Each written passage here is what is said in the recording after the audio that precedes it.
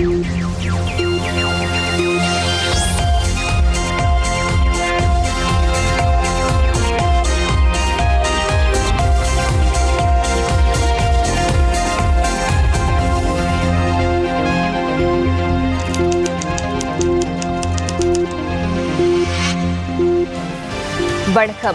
நேர்களை நீங்கள் எதிர்ப்பது இலங்கையின் முதல் தர செய்தி வழங்குனரான நியூஸ் பஸ்டின் பின்னிரவு பிரதான செய்தி அறிக்கையுடன் உங்களுடன் நான் தனுஷியா ஞானசேகரன். விரிவான செய்திகளுக்குள் செல்லும் முன்னதாக முதலில் தலைப்புச் செய்திகள். இன்று நள்ளிரவு முதல் அமலுக்கு வரும் வகையில் எரிபொருள் விலை அதிகரிப்பு. அரசாங்கத்தின் எதிர்காலம் தொடர்பில் வேலுசாமி ராதாகிருஷ்ணன் கருத்து. இதை தொடருமானால் இந்த அரசாங்கத்தினுடைய எதிர்கால அரசியல் வாக்கு என்பது சரிந்துவிடும். நில்பனாகுட பகுதியில் இடம்பெற்ற விபத்தின் பின்னர் துப்பாக்கியை காண்பித்து சிலர் மீது தாக்குதல் மேற்கொண்ட போலீஸ் அதிகாரி கைது. மாகாந்துரே மதுஷ் தொடர்பில் துபாய் போலீசாரின் விசாரணை நிறைவு. 18 பேர் போதைப்பொருள் பயன்படுத்தியுள்ளமை உறுதி.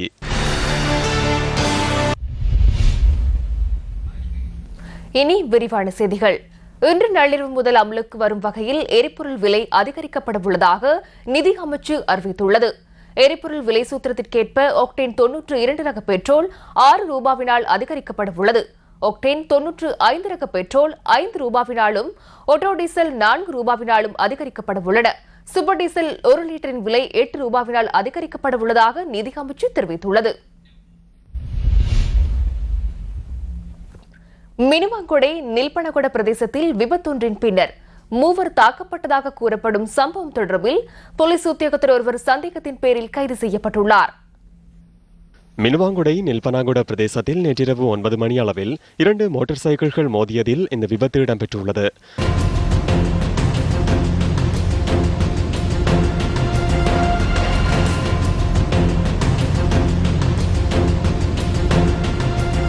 விபத்துக்குள்ளான மோட்டார் சைக்கிளில் பயணித்தவர் ஆயுதத்தை காண்பித்து வன்முறையை ஏற்படுத்தும் வகையில் செயற்பட்டமை சிசிடிவி கேமராக்களில் பதிவாகியுள்ளது.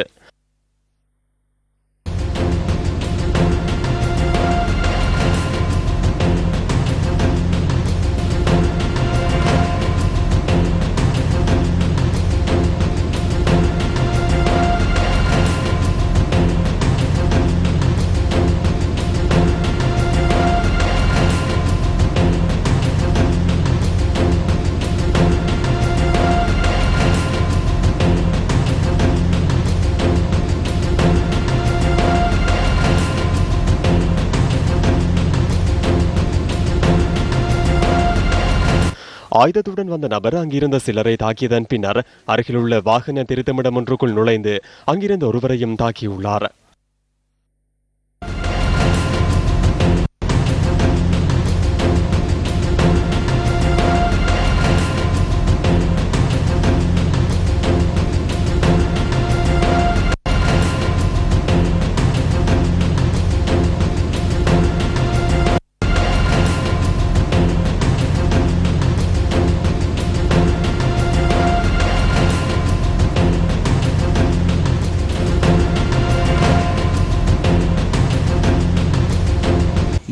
நீ யார் என கேட்டு ஆயுதத்தை காண்பித்து இது உண்மையான ஆயுதம் என கூறினார்.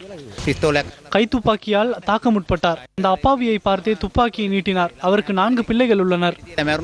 119 எனும் அவசர அழைப்பு இலக்கத்திற்கு கிடைத்த தகவலுக்கு அமைய மினுவாங்குடை போலீஸ் அதிகாரிகள் அந்த இடத்திற்கு செல்வதற்கு முன்னர் அந்த நபர் அங்கிருந்து வெளியேறியதுடன் பின்னர் அருகிலுள்ள வீடொன்றிலிருந்து கண்டுபிடிக்கப்பட்டார். இவ்வாறு செயற்பட்ட நபர் கட்டுநாயக்க போலீசுக்கு இணைத்துக் கொள்ளப்பட்ட போலீஸ் அதிகாரி என தெரிய வந்துள்ளது. சந்தேக நபர் கைது செய்யப்பட்ட போதிலும் ஆயுதத்தை போலீசார் கைப்பற்றவில்லை என தெரிவித்து மினுவாங்குடை போலீஸ் நிலையத்துக்கு முன்பாக நேற்றிரவு சிலர் கூடினர்.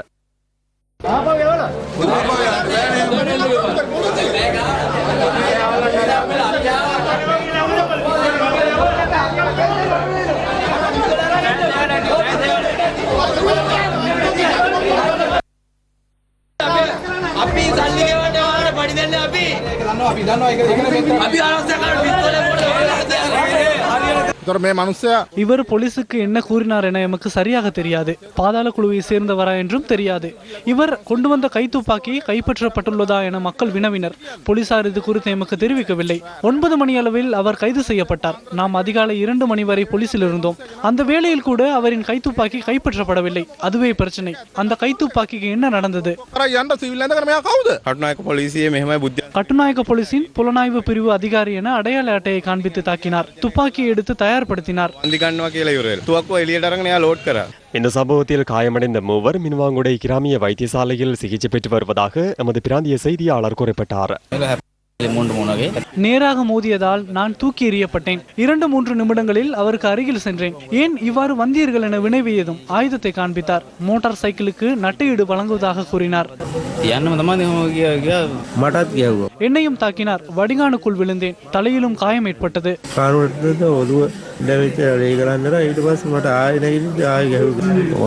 நான் கடையை பூட்டிவிட்டு செல்கையில் ஒருவர் வந்து கழுத்தில் பிடித்து என்னை தாக்கினார். கட்டுநாயக்க போலீசில் சேவையாற்றும் இந்த அதிகாரி இன்று மின்வாங்குடை நீதவான் நீதிமன்றத்தில் ஆஜர்படுத்தப்பட்டதன் பின்னர் 1 லட்சம் ரூபாய் பெறுமதியான சரீரப்பிணையில் விடுவிக்கப்பட்டதாக போலீஸ் ஊடகப் பிரிவு குறிப்பிட்டது. ஏப்ரல் 3ஆம் தேதி மீண்டும் நீதிமன்றத்தில் ஆஜராகுமாறும் இதன்போது உத்தரவிடப்பட்டது. போலீசுக்கு அபகீர்த்தியை ஏற்படுத்துவது இவ்வாறான நபர்கள் அல்லவா? துபாயில் கைது செய்யப்பட்டுள்ள பிரபல போதைப்பொருள் கடத்தல்காரர் மற்றும் பாதாள உலக கோஷ்டியின் தலைவர்களில் ஒருவரான மாக்கந்துரை மதுஷ் உள்ளிட்ட சந்தேக நபர்கள் தொடர்பில் அந்நாட்டு போலீசாரால் மேற்கொள்ளப்பட்ட விசாரணைகள் நிறைவு செய்யப்பட்டுள்ளன. எனினும் சந்தேக நபர்களை துபாய் நீதிமன்றத்தில் ஆஜர்படுத்துவதற்கான திகதி தொடர்பில் இதுவரை தகவல்கள் வெளியாகவில்லை.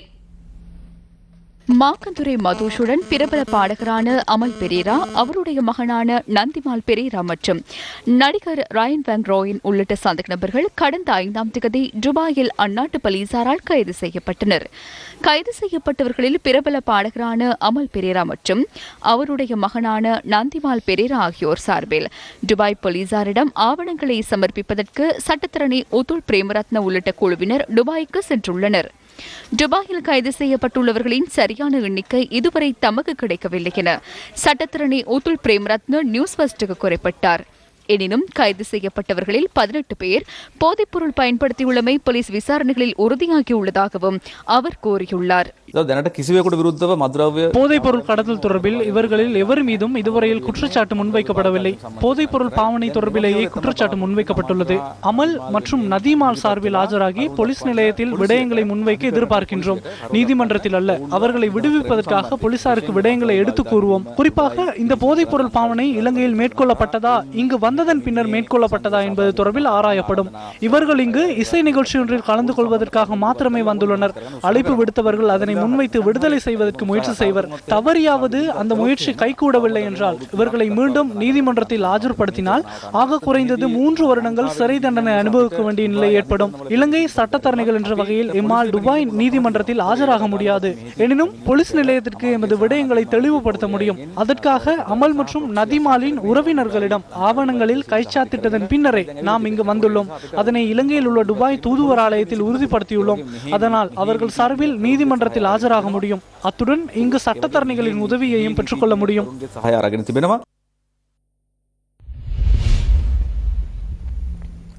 மஸ்கெலியாவில் நடைபெற்ற நிகழ்வொன்றில் கலந்து கொண்ட அமைச்சரவை அந்தஸ்தற்ற அமைச்சர் வேலுசாமி ராதாகிருஷ்ணன் இவ்வாறு கருத்து தெரிவித்தார். நுவரெலியா மாவட்டத்தில் தான் இந்த பாதைகள் அபிவிருத்தியில் ரொம்ப புறக்கணிப்பு செய்யப்பட்டு வருகின்றது. மற்ற எல்லா இடத்தையும் எடுங்க, எல்லா பாதையும் இன்னைக்கு அபிவிருத்தி அடைஞ்சிருக்குது. காப்பட் போட்டு எல்லா ரோடும் நல்லா இருக்குது. கடந்த காலங்களில் நம்மளுக்கு அபிவிருத்தி என்பது மிகவும் புறந்தள்ளப்பட்டு இருக்கின்ற ஒரு விசேஷமாக இருக்கின்றது. மிகவும் புறந்தள்ளப்பட்டு மாற்றான் தாய் மனப்பான்மையாக பெற்று வருவதை நாங்கள் அவதானிக்கக்கூடியதாக இருக்கின்றது. இதை தொடருமானால் இந்த அரசாங்கத்தினுடைய எதிர்கால அரசியல் வாக்கு என்பது சரிந்துவிடும் என்பதை நாங்கள் இந்த இடத்திலே சொல்லிக்கொள்ள விரும்புகின்றோம். மட்டக்களப்பு மாவட்டத்தின் பல்வேறு பகுதிகளில் நடைபெற்ற நிகழ்வுகளில் தேசிய ஒருமைப்பாடு அமைச்சர் மனோ கணேசன் இன்று கலந்து கொண்டிருந்தார். மட்டக்களப்பு மாவட்ட செயலகத்தில் அரசு கருவ மொழிகள் அமைச்சின் கீழ் முன்னெடுக்கப்படவுள்ள அபிவிருத்தி திட்டங்கள் தொடர்பில் இந்த கலந்துரையாடல் நடைபெற்றிருந்தது. இதன்போது அமைச்சர் மனோ கணேசன், மாவட்ட உதவி அரசாங்க அதிபர் உள்ளிட்ட பலரும் கலந்து கொண்டிருந்தனர். சிறுபான்மை மக்கள் முழு ஆதரவுடன் ஆட்சியை தெரிவு செய்திருந்தார்கள். இன்று ஒரு தீர்வு வருமா என்ற ஒரு ஏக்கத்தில் இருக்கிறார்கள். இதை பற்றி உங்களுடைய கருத்து என்ன? தீர்வு என்பது ரெண்டு விஷயங்கள் இருக்கின்றது. ஒன்று, நிம்மதி இருக்க வேண்டும், சமாதானம் இருக்க வேண்டும். நாங்கள் நினைத்த கடையை மூடலாம், கடையடைப்பு செய்யலாம், ஊரிடம் போகலாம், ஆர்ப்பாட்டம் செய்யலாம், சத்தம் போடலாம், திட்டலாம், எங்கள் எதிர்ப்புகளை காட்டலாம். அது நிலைமை இருக்கிறது. கடந்த காலம் அப்படி இருக்கவில்லை. இதெல்லாம் செய்தால் அன்று மாலையை நாங்கள் கடத்தப்படுவோம் என்ற நிலைமை இருக்குது. அந்த அரசு தீர்வு வர வேண்டும் என்பதற்காக நாங்கள் புதிய அரசியலமைப்பு கொண்டு வருவதற்கு முடிவு செய்திருக்கின்றோம், செயல்பட்டுக் கொண்டிருக்கின்றோம். அது பாறை தடை ஏற்பட்டிருக்கின்றது. என்னை பொறுத்த அரசியலமைப்பை பொறுத்தவரையிலே நாங்கள் செய்திருக்க வேண்டிய காலகட்டம் இன்று அல்ல, முதல் இடத்தில் பண்ணியிருக்க வேண்டும். செய்யவில்லை. அரசியல் வருமாறு தெரியவில்லை, ஏமாற்றிக் கொண்டிருக்கின்றார்கள். ஸ்ரீலங்கா சுதந்திர கட்சியின் கேகாலை மாவட்ட அமைப்பாளர் எம்.ஏ. சத்யானந்தன் இன்று ஊடகவியலாளர் சந்திப்பொன்றை ஏற்பாடு செய்திருந்தார். நாங்கள் தான் இந்த பிரதமரை நாங்கள் ஆட்சிப்படம் ஏற்றினோம் என்று சொல்லிக் கொண்டிருந்த தமிழ் தலைவர்கள் அன்று எந்த விதமான ஒப்பந்தமும் செய்யாதனால் எங்களுடைய மக்கள் இந்த 1000 ரூபாய் சம்பள பிரச்சனை இன்று படுதோல்வி அடைந்திருக்கின்றது. 1000 ரூபாய் பெற்றுத் தருவோம் என்று ஆரம்பித்தது பிரதமர் ரணில் விக்ரமசிங்க அவர்கள். அது 1000 ரூபாய் என்று மந்திரம் மோதி கொண்டிருந்தவர்கள் ஆர்வம் தொண்டமனையா அவர்கள். நான் 1000 ரூபாய் பெற்றுக் கொடுப்பதற்குத்தான் நான் பெருந்தோட்ட பிரதியமைச்சராக பதவியேற்று என்று சொல்லிக் கொண்டு பெரிதாக கூறிக்கொண்டிருந்த எங்களுடைய பிரதியமைச்சர் சுரேஷ் வடிவேலு அவர்கள் கடைசியில் வெறும் 20 ரூபாய் இங்கு கையொப்பமிட்டு விட்டார்கள். இது எமது மக்களை செய்த துரோகம். எங்களை வைத்து, எங்கள் மக்களை வைத்து தொடர்ந்து நாடகம் ஆடிக்கொண்டிருக்கின்றார்கள். 940 ரூபாய் வரை பெற்றுக்கொள்ளக்கூடிய நல்ல சூழ்நிலை இருந்தது. அதை இல்லாமக்கியவர்கள் இந்த கூட்டு ஒப்பந்தக்காரர்கள். ஆரம்பம் தொண்டமனையாவுடைய வடிவேல் சுரேஷுடைய ரணில் விக்ரமசிங்கோட நாடகம் முடிந்தது. இன்று அடுத்த நாடகம் ஆரம்பிக்கப்பட்டிருக்கின்றது. அடுத்து பேசி சம்பளத்தை அதிகரிக்க செய்வோம் என்று கம்பெனிக்காரர்கள் 100 ரூபாய் அதிகரிக்க முடியும் என்று சொன்ன போது, இல்லை நாங்கள் 125 ரூபாய் பெற்றுத் தருகின்றோம் என்று எங்களுடைய பிரதியமைச்சர் வடிவேலு சுரேஷ் அவர்கள் அன்று வானொலியிலே சங்கநாதத்தை முழக்கினார். இப்போது 20 ரூபாய் கூட்டி கொடுத்திருக்கின்றார்கள். இன்னும் 105 ரூபாய் எங்கே?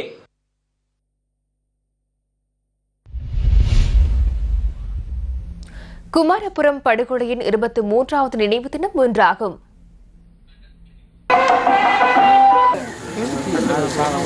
திருகோணமலை மாவட்டம் கிளிவெட்டி குமாரபுரம் படுகொலையின் நினைவு கூர்ந்து குமாரபுரம் நினைவு தூபையில் நினைவேந்தல் நிகழ்வு ஒன்று இடம்பெற்றது.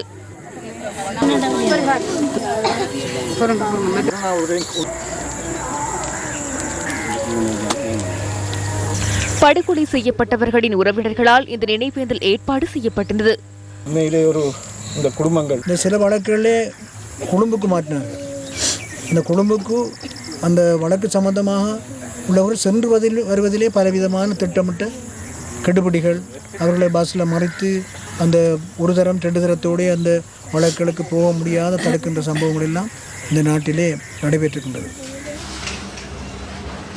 இதேவேளை குமாரபுரத்தில் இடம்பெற்ற படுகொலையில் உயிரிழந்த மக்களை நினைவு கூர்ந்து தமிழ் தேசிய மக்கள் முன்னணியின் ஏற்பாட்டில் நினைவேந்தல் நிகழ்வு ஒன்று இடம்பெற்றது.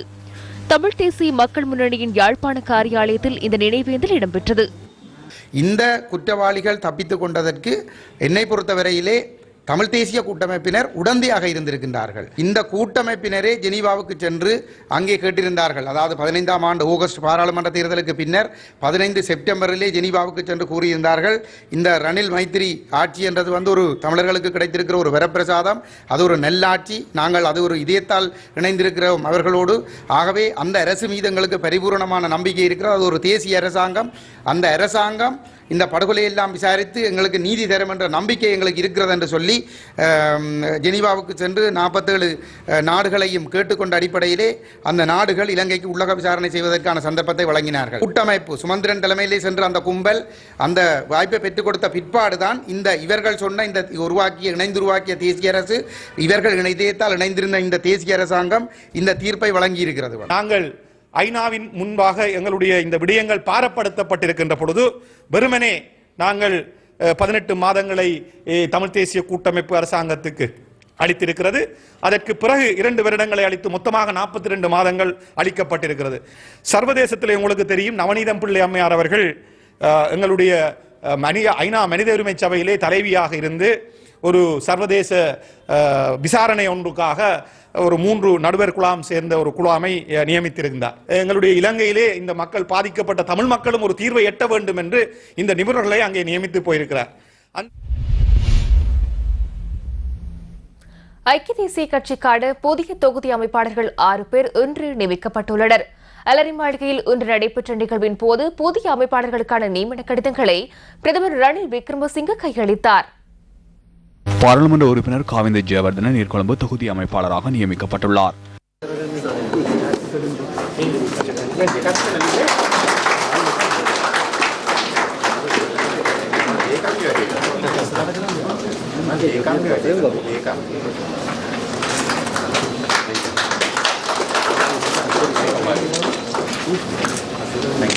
பிரபல பாடகர் ருக்காந்த குணதிலக்க தம்பதினிய தொகுதி அமைப்பாளராக நியமிக்கப்பட்டுள்ளார்.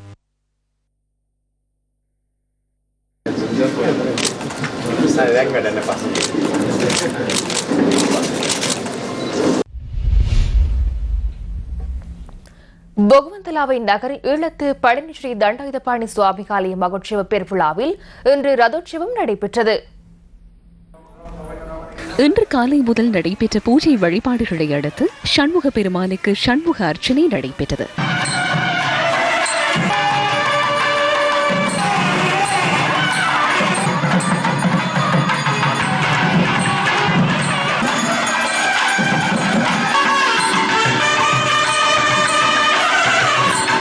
பின்னர் விநாயக பெருமானும் ராஜராஜேஸ்வரி அம்பாள் வள்ளி தெய்வானை சபைதராய் சண்முக பெருமான் ஆலயத்தில் இருந்து வெளிவீதி எழுந்தருளினார். தொடர்ந்து ரதாரோகணம் நடைபெற்று மும்மூர்த்திகள் பொகவந்தலாவை நகரை உலா வந்தனர். ஈழத்து பழனி மகோற்சவ பெருவிழாவில் நாளை காலை தீர்த்தோற்சவம் நடைபெறவுள்ளது. சம்மாந்துறையில் இன்று நடைபெற்ற கலந்துரையாடல் ஒன்றில் ராஜாங்க அமைச்சர் எம் ஹாரிஸ் மற்றும் பாராளுமன்ற உறுப்பினர் MIM மன்சூர் ஆகியோர் தெரிவித்த கருத்துக்கள் அடுத்து காபட் வீதிகள் மாகாணத்தில் 3 மாவட்டங்களில் நாங்கள் நடைமுறைப்படுத்த இருக்கின்றோம். அந்த காபட் வீதிகளில் எங்களுடைய மாவட்டத்திலும் பல பிரதேசங்களில் குறிப்பிட்ட அடிப்படையில் எங்களுக்கு மட்டுப்படுத்தப்பட்ட அளவில் தான் அவற்றினை செய்ய முடியும். அவற்றினை செய்வதற்கு தயாராக இருக்கின்றோம். உள்ளூராட்சி மன்றங்களுக்கு மாத்திரம்தான் அவசரமாக உடனடியாக அந்த தேவை உணரப்படுகின்ற கணத்திலேயே அந்த முதலை அந்த பணத்தை ஒதுக்கீடு செய்து அந்த வேலை திட்டத்தை ஆரம்பிக்கின்ற பொறுப்பும் அதிகாரமும் அந்தஸ்தும் இருக்கிறது. அந்த பலமும் அதிகாரமும் அர்த்தபுஷ்டியாக எப்போது இருக்கும் என்றால் உங்களுக்குள்ளே சரியான இணக்கம் இருக்கும் போது மாத்திரம்தான்.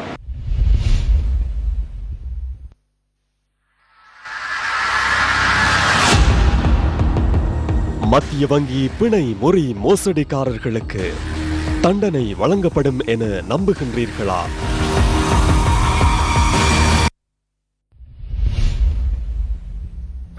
அலுகோசு பதவிக்கு விண்ணப்பம் கோரும் நடவடிக்கை இன்று ஆரம்பிக்கப்பட்டது.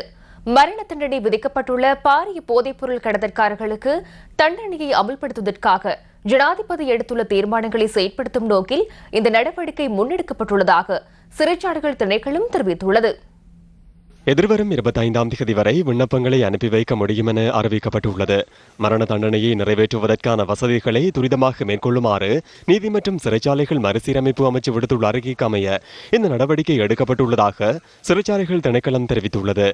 தூக்கு மேடைக்கு பயன்படுத்தப்படும் கயிற்றின் தரத்தை ஆராய்வதற்கு நடவடிக்கை எடுக்கப்பட்டுள்ளது. தூக்கு கயிறு மரண தண்டனையை அமல்படுத்துவதற்கான தரத்தில் காணப்படுகின்றதா என்பது தொடர்பில் ஆராய்வதற்கு அது இலங்கை தர சான்றிதழ் அலுவலகத்திற்கு அனுப்பப்பட்டுள்ளதாக சிறைச்சாலைகள் திணைக்களம் தெரிவித்துள்ளது. குறித்த கயிறானது கடந்த 2015ஆம் ஆண்டு பாகிஸ்தானிலிருந்து இறக்குமதி செய்யப்பட்டுள்ளது.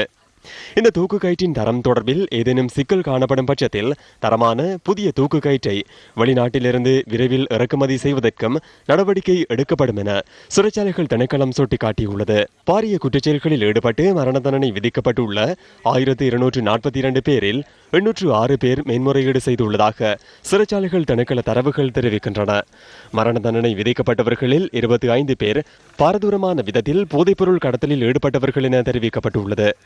இதேவேளை போதைப்பொருள் கடத்தல் தொடர்பில் மரண தண்டனை விதிக்கப்பட்டுள்ள குற்றவாளிகளின் பட்டியல் கடந்த 25ஆம் தேதி ஜனாதிபதி செயலகத்திற்கு அனுப்பி வைக்கப்பட்டுள்ளது. சட்டமா அதிபரின் பரிந்துரைகளுடன் குறித்த பட்டியல் அனுப்பி வைக்கப்பட்டுள்ளதாக நீதி மற்றும் சிறைச்சாலைகள் மறுசீரமைப்பு அமைச்சு குறிப்பிட்டுள்ளது. அந்த பட்டியலில் 17 குற்றவாளிகளின் பெயர்கள் அடங்கியுள்ளதாகவும் அமைச்சு சுட்டிக்காட்டியுள்ளது. நாட்டில் 30 சிறைச்சாலைகள் காணப்படுகின்ற போதிலும் மரண தண்டனை நிறைவேற்றுவதற்கான வசதிகள் வெலிக்கடை சிறைச்சாலையில் மாத்திரமே காணப்படுகின்றன. 1976 ஆண்டு ஜூன் 23ஆம் தேதி கொந்த பப்புவா என அழைக்கப்பட்ட சந்திரதாஸ் என்பவர் காதலியை கொலை செய்த குற்றத்திற்காக இறுதியாக தூக்கு மேடையில் ஏற்றப்பட்டார். இதேவேளை தூக்கு மேடைக்கு தேவையான ஏனைய உபகரணங்களை பெற்றுக்கொள்வதற்கான நடவடிக்கைகளும் தற்போது முன்னெடுக்கப்பட்டுள்ளதாக சிறைச்சாலைகள் திணைக்களம் சுட்டிக்காட்டியுள்ளது. மரண தண்டனை அமல்படுத்துவதற்கு தேவையான நடவடிக்கைகளை துரிதப்படுத்துமாறு நீதி மற்றும் சிறைச்சாலைகள் மறுசீரமைப்பு அமைச்சு அறிவித்துள்ளது. அமைச்சர் ரவி கருணாநாயக்கவிற்கும் மேல் மாகாண ஆளுநர் அசாத் சாலிக்கும் இடையில் இன்று சந்திப்பு ஒன்று நடைபெற்றது. கொழும்பில் உள்ள மேல் மாகாண ஆளுநர் அலுவலகத்தில் இந்த சந்திப்பு நடைபெற்றது. மேல் மாகாண ஆளுநரை சந்திக்க வந்தேன். அவர் பல வேலை திட்டங்களை முன்னெடுத்து செல்கின்றார். அதனை வலுப்படுத்துவதற்கு எமது அமைச்சு எவ்வாறு தேசிய ரீதியில் மாகாண சபைகளில் காணப்படும் பிரச்சனைகளை நிவர்த்தி செய்து எவ்வாறு அவற்றை முன்னெடுத்து செல்வது என்பது தொடர்பில் பேசினோம். கொழும்பு மாவட்டத்தில் மாத்திரமல்ல, முழு நாட்டிலும் தமது வீட்டிற்கு மின்சாரத்தை அனைவராலும் பெற்றுக்கொள்ள முடியும். வீட்டின் உரிமையாளர் யார் என்பவற்றை உறுதிப்படுத்த வேண்டிய அவசியமில்லை. வாழும் இடத்திற்கு தக்க உரித்து இருந்தால் மின்சார சபையிலிருந்து மின் இணைப்பை பெற்றுக்கொள்ள முடியும். තමාට ලයිට් කනෙක්ෂන් ගන්න හැකියාව ඇති කළ දීලා තියෙනවා කියන එක මතක් කරනවා. කොළඹ නගරේ මේ හදලා තියෙනවා පේමන්ට් එකේ ගොඩ නැගිලි. තියෙනවා දැන් මේවා මොකද කරන්නේ මේ කවුද? எனது கொள்கையை நான் கூறியுள்ளேன். வாகனங்கள் செல்வதற்கே வீதி உள்ளது. வீதியோர கடைகள் மக்கள் செல்வதற்கே காணப்படுகின்றன. அங்கு யாரேனும் இருந்தால் அகற்றுவதற்கு ஆலோசனை வழங்கி தற்போது பிரதம செயலாளர் நகர சபைகளுக்கும் பிரதேச சபைகளுக்கும் கடிதம் அனுப்பப்பட்டுள்ளது. தற்போது கித்தாராமுக்கு சென்று பாருங்கள். அனைத்து கடைகளிலும் அறிவித்தல்கள் ஒட்டப்பட்டுள்ளன. நடவடிக்கைகள் ஆரம்பிக்கப்பட்டுள்ளன. அடுத்த வாரத்தில் அகற்றப்படாவிட்டால் அவற்றை அகற்றுவதற்கு நாம் நடவடிக்கை எடுப்போம். கம்பளை முஸ்லிம் மகா வித்தியாலயத்தில் வருடாந்த இள விளையாட்டுப் போட்டி இன்று நடைபெற்றது. அமைச்சர் ரிஷாட் பதியுதீன் மற்றும் பிரதி அமைச்சர் அப்துல்லா மஹ்ரூப் உள்ளிட்ட பலர் இதில் கலந்து கொண்டிருந்தனர்.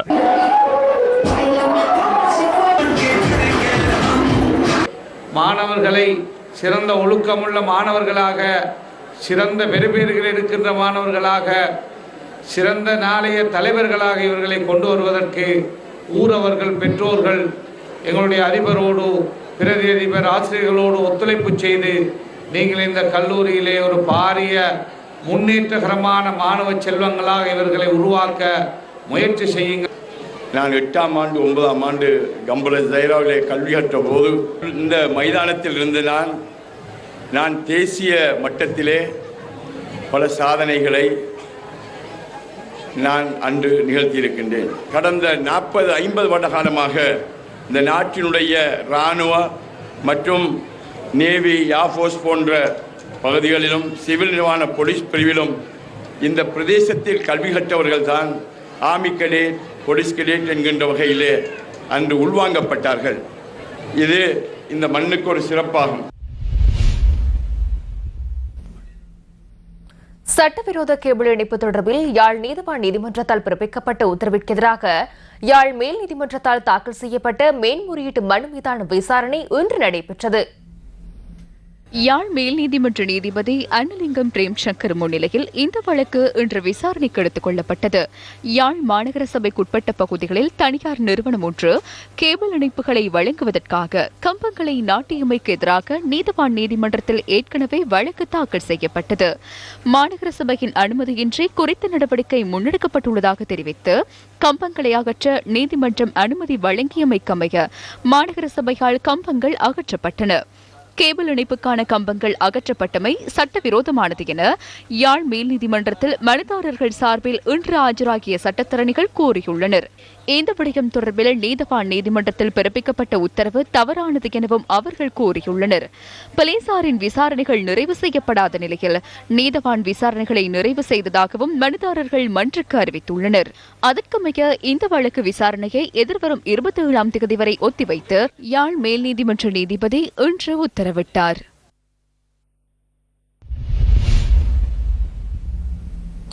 மாணவர்கள் தமது பாடசாலை பருவத்தில் பெற்றுக்கொள்ளும் அனுபவங்கள் அவர்களுடைய எதிர்கால செயற்பாடுகளுக்கு உசாத்துணையாக அமையும் என்பதற்கிணங்க நியூஸ் ஃபர்ஸ்ட் ஆரம்பித்த இனியொரு விதி செய்யும் தலைமைத்துவ வழிகாட்டல் பயிற்சி பாசறையின் மற்றொரு நிகழ்ச்சி இன்று தெனியாயவில் முன்னெடுக்கப்பட்டது. இனியொரு விதி செய்வோம் தலைமைத்துவ பயிற்சி பாசறை இன்று தெனியாய அனின்கந்தை தமிழ் வித்தியாலயத்தில் இடம்பெற்றது.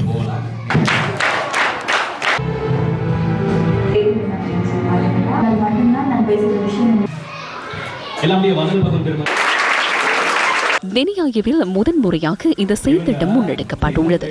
இன்று காலை பாடசாலை அதிபர் ஜீவராஜ் மற்றும் ஆசிரியர்கள் மாணவர்களின் உற்சாகமான வரவேற்புடன் ஆரம்பமான இன்றைய நிகழ்வுகளில் மாணவர்களின் தலைமைத்துவ ஆற்றலை வளர்ப்பதற்கான ஆலோசனைகள் வழங்கப்பட்டன.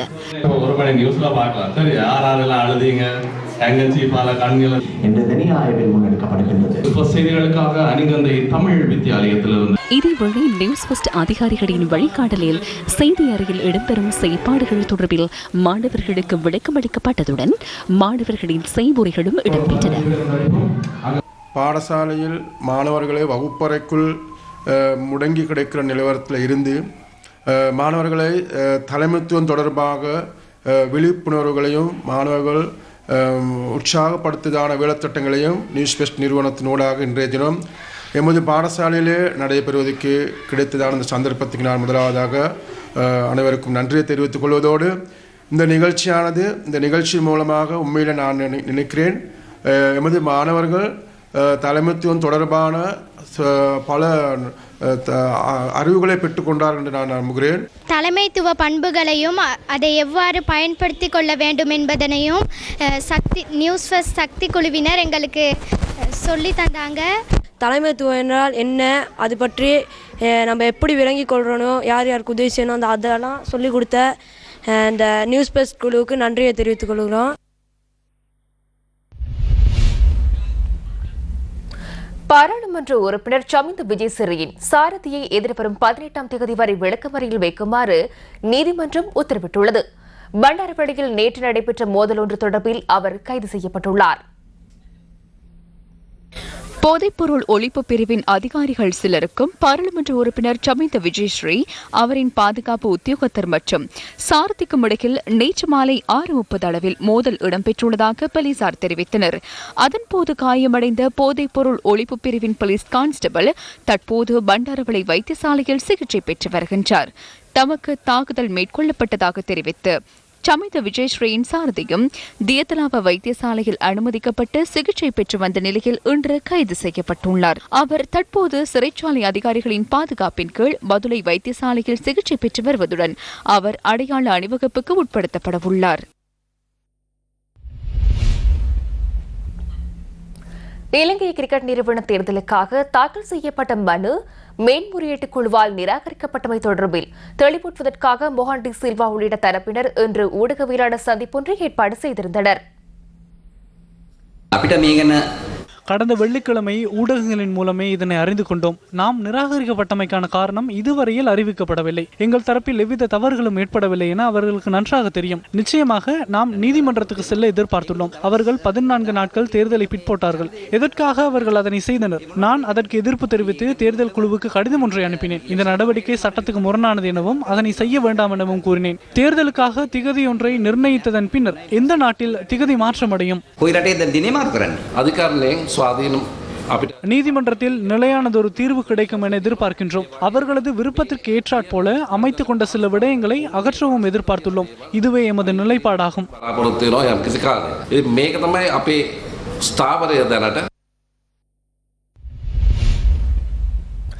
கம்பஹாவில் இன்று நடைபெற்ற நிகழ்வொன்றில் கலந்து கொண்டதன் பின்னர் இலங்கை கிரிக்கெட் நிறுவன தேர்தல் தொடர்பில் கருத்து தெரிவித்தார்.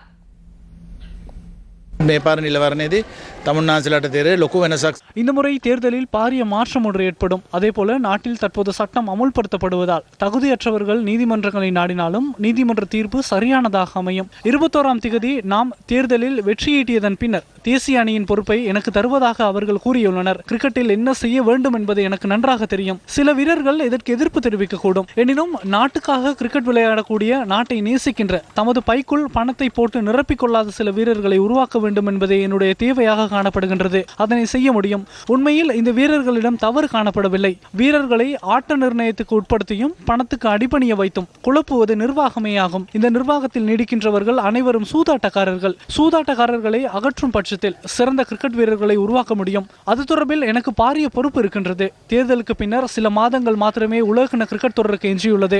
இது இலகுவான உலகக்கிணமாக அமையாது. எனினும் இந்த நிலையை மாற்றியமைத்து வீரர்களின் மனநிலையை உருவாக்க கடினமானதொரு முயற்சி செய்வேன்.